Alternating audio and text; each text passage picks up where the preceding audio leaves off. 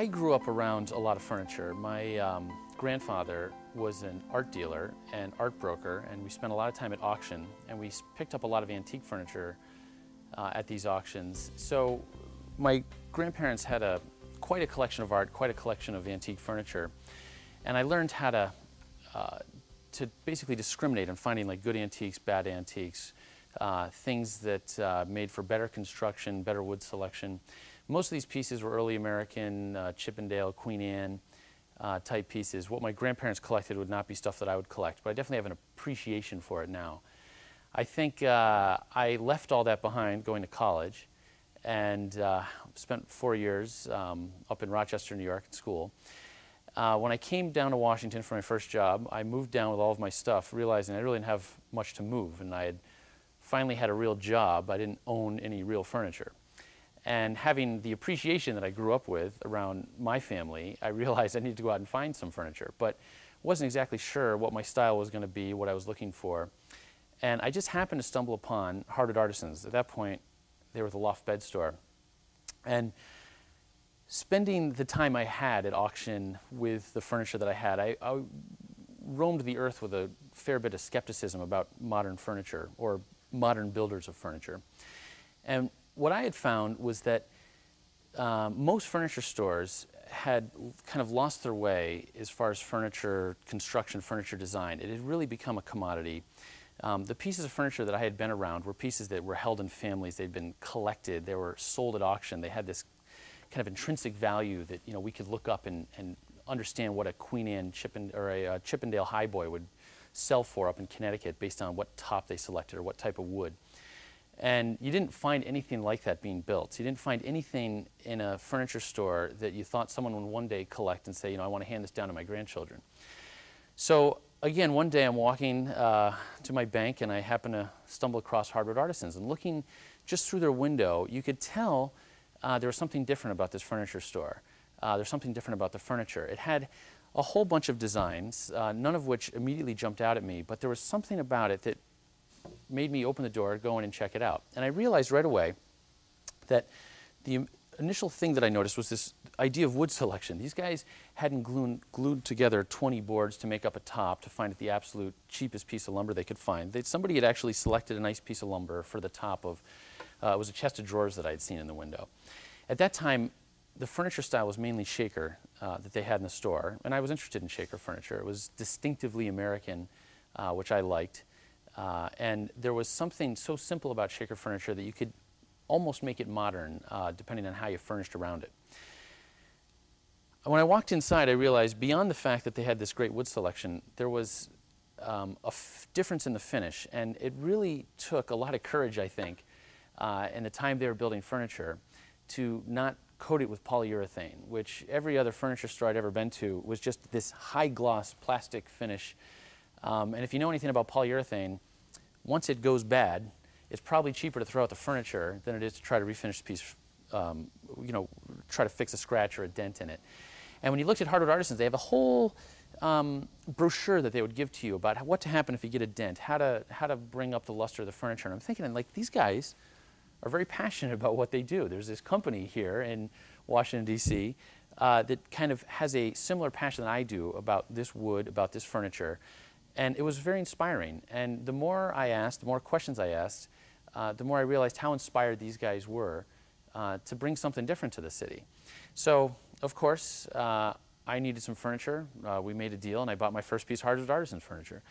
Again, it was loft bed at the time. And what was interesting is when the piece was delivered to my house, you realize that beyond the passion these guys had for creating this furniture, there was also a passion in this company for customer service. It was clear to me that they assumed that I was going to be coming back and buying more furniture. They were absolutely right. It's probably 15 years later, and I'm probably on my 15th piece of furniture. But there was a level of customer service that was a very personal experience. I like the fact that Hardwood Artisans is local. I can find a piece of lumber. I can find a style that I like, that I'm interested in. I can find a style that Hardwood Artisans has developed that I hadn't necessarily seen before, but I'm very excited about. I can talk with these people about it. I can tell them how I would like this to kind of fit into my lifestyle, how I would like this piece of furniture to kind of come into my home. They can then react with me, show me some drawings, and then I realize I can come right down here to this showroom and meet a bunch of people that are putting this furniture out in a very local way. I think it's important for people like us to encourage this kind of manufacturing, encourage the fact that we've got people passionate about furniture, that they're building in our backyards, that they're building it in a sustainable way, and that I have input on. I'm not going to have a lot of input on the factory that built this piece of furniture for one of their competitors that I was very impressed with. In fact, I'm going to have no input. Here, I'm part of the process, and I think all great pieces of furniture were commissioned.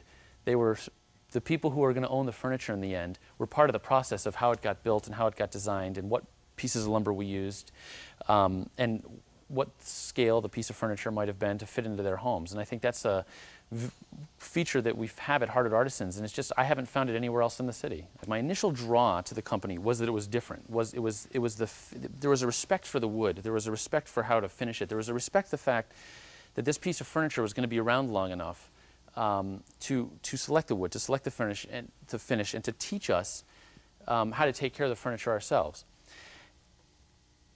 That initial reaction I had about the construction has stayed with the company ever since I've known them.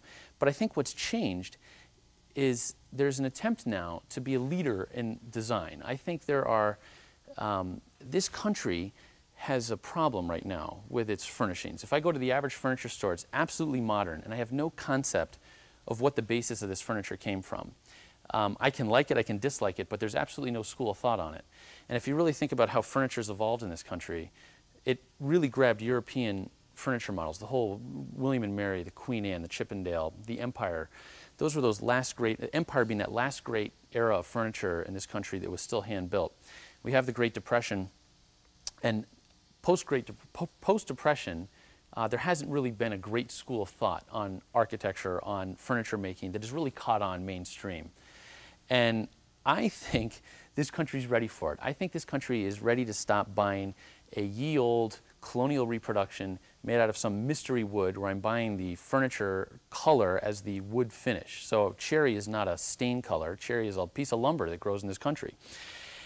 And I think the fact that we, in Hardwood Artisans, that we use these very bold American woods, that's exactly what America has. America has these great forests, and these forests are valuable as long as we produce pieces of furniture like this to use this lumber to turn it into something that's going to last generations. I think with Hardwood Artisans' help, taking these great construction ideas, these great respect for the way this lumber works in this piece of furniture, and combining that with new thoughts on design, the country's ready to take some of these pieces. I think this design, being of a mid-century Eames era piece of furniture, I think that